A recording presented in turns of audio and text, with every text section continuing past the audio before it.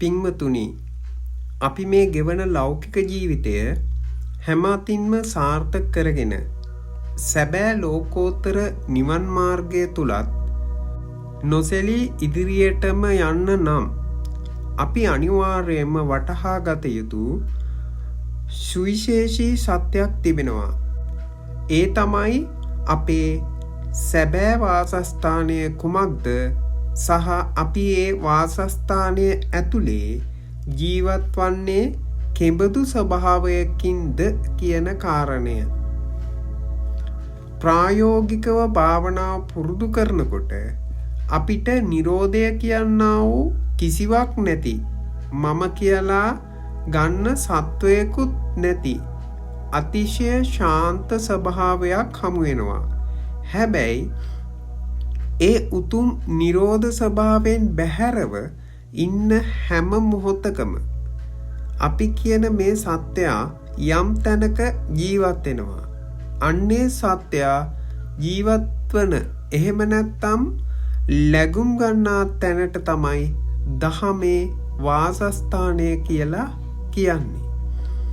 බුදුරජාණන් වහන්සේ දේශනා කරනවා සත්‍යයා මෙලෙස ලැබුම් ගන්නා වාසය කරන ස්වභාවයන් ප්‍රධාන වශයෙන් 9ක් පවතිනවා කියලා.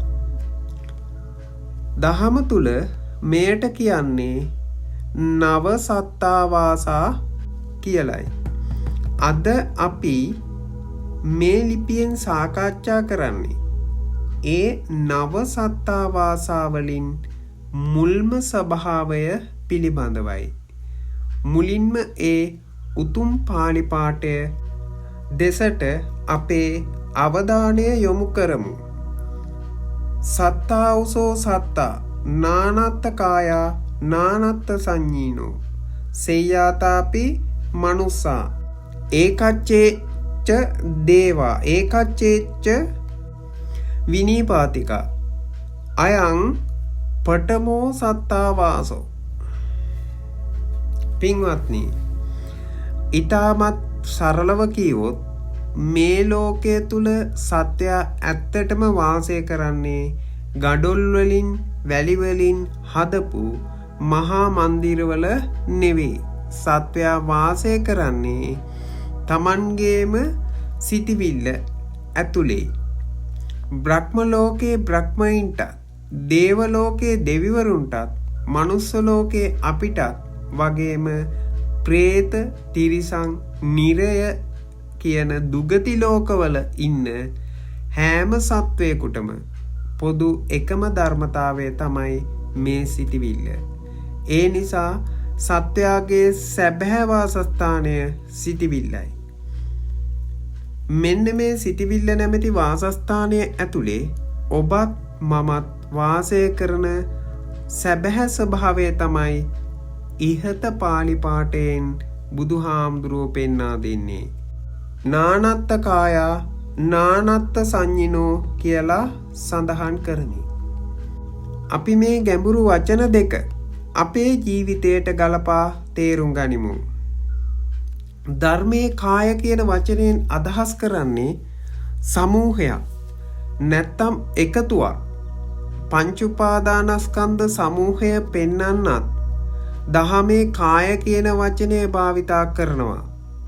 ඒ අනුව මෙතනදී කාය කියන්නේ සිටිවිල්ලටයි. එහෙනම් නානත්ත කායා කියන්නේ නොඑක් විදිහේ විවිධාකාර ස්වභාවයෙන් යුත් සිටිවිලි සහිත බවයි. අපි හැමෝටම එකම විදිහේ සිටිවිලි පහළ වෙන්නේ නැහැ. මොහොතින් මොහොත විවිධ ස්වභාවයේ සිටිවිලි උපදිනවා. ඊළඟ වචනය තමයි නානත්ත සංඤිනෝ. සිටිවිල්ලක් ඇතුලේ ක්‍රියාත්මක වන ප්‍රධාන ධර්මතාවයක් තමයි සංඥාව කියන ධර්මතාවය. බාහිර ලෝකයේ තියෙන දේවල් අරමුණු හඳුනාගන්නේ මේ සංඥාවෙන්. ඒ හඳුනා ගැනීමට තමයි පාලියෙන් සංඤිනෝ කියන්නේ. එහෙනම් නානත්ත සංඤිනෝ කියන්නේ විවිධාකාර වූ නොයෙක් හඳුනා ගැනීම් පවතින බවයි. ඒ අනුව මනුෂ්‍යයන් වන ඔබත් මමත් ඇතැම් දෙවිවරු සහ දුගතිගාමී සත්වයනු වාසය කරන්නේ නොයෙක් සිතිවිලි සහ නොයෙක් හඳුනා ගැනීම් බහුලව පවතින පළමුවැනි සත්තාවාසය තුලයි. පින්වත්නි, අපි ජීවත්වන මේ වාසස්ථානයේ නොයෙක් සිතිවිලි සහ නොයෙක් හඳුනා ගැනීම් පවතින නිසයි සමාජයේ ඉන්න මිනිස්සු එකිනෙකාට වෙනස් වෙන්නේ. මිනිස්සු හිතන පතන විදිය, හැසිරෙන විදිය විවිධාකාරයි. එකම අරමුණක්, එකම සිදුවීමක් දිහා බලාගෙන වුණත් පුද්ගලයන් කීප දෙනෙක් දක්වන ප්‍රතිචාරය මුළුමනින්ම වෙනස් වෙන්නේ අන්න ඒ නිසයි. අපි මනුස්ස ලෝකයේ එකිනෙකා සමග සම්බන්ධ වෙමින් ජීවත් වෙද්දී බොහෝ වෙලාවට පුද්ගලයන් දෙදෙනෙකු අතර නොගැලපීම්, මතභේද, වාද විවාද සහ ගැටුම් ඇති කරගන්නවා. ඇයි එහෙම වෙන්නේ? මොකද තමන්ගේ වාසස්ථානය ඇතුලේ තියෙන සංඥාව සහ අනිකාගේ වාසස්ථානයේ ඇතුලේ තියෙන සංඥාව දෙකක්. නොයෙක් සිතිවිලි සහ නොයෙක් හඳුනා ගැනීම් පවතින බව නොදන්නාකම නිසයි අපි අනුන් සමග රණ්ඩු වෙන්නේ. හැබැයි යම් කෙනෙක් තමන් වාසය කරන මේ සිතිවිල්ලේ ස්වභාවය මනාව වටහා ගත්තොත් එයා දකින්නේ එයාගේ සංඥාවෙන්, මම දකින්නේ මගේ සංඥාවෙන් කියලා තේරුම් ගත්තොත් අන්න එතනදී පුද්ගලයන් අතර ඇතිවන නොගැලපීම් ගැලපීම් බවට පත් කරගන්න පුළුවන් වෙනවා. එකිනෙකාට උදව්පකාර කරගනිමින් සමාජයේ යහපත් ගුණගරුක පුරවැසියන් ලෙස සහජීවනයෙන් ජීවත් වෙන්න පුළුවන් වෙනවා. ඒ නිසා මේ සත්තාවාසය ගැන අවබෝධය අපේ ලෞකික ජීවිතය සාර්ථක කරගන්න අතිශයින්ම වැදගත්.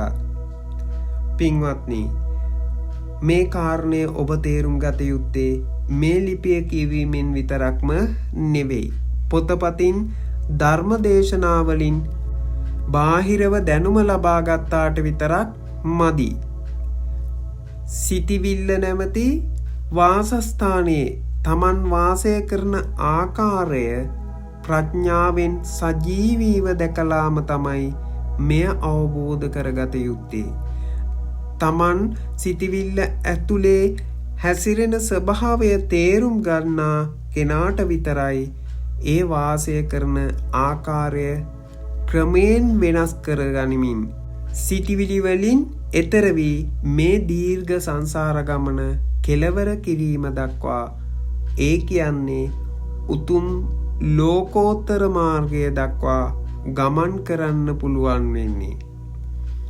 ඒ නිසා ලෞකික ජීවිතයක් සාර්ථක කරගෙන ලෝකෝත්තර මාර්ගයත් ජයග්‍රහණය කරන්න නම් තමන්ගේ වාසස්ථානයේ සැබෑ ස්වභාවය ප්‍රත්‍යක්ෂව අවබෝධ කර ගැනීම සඳහා අනිවාර්යයෙන්ම ප්‍රායෝගිකව භාවනාව පුරුදු කරන්න කියලා මම ඔබට සිහිපත් කරනවා. නොපමාව භාවනා කරමු. අපේ සිත නැමැති වාසස්ථානය ප්‍රඥාවෙන් හඳුනා ගනිමු.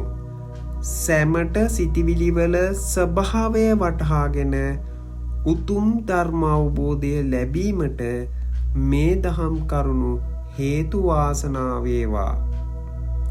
සියලු දෙනාටම තෙරුවන් සරණයි.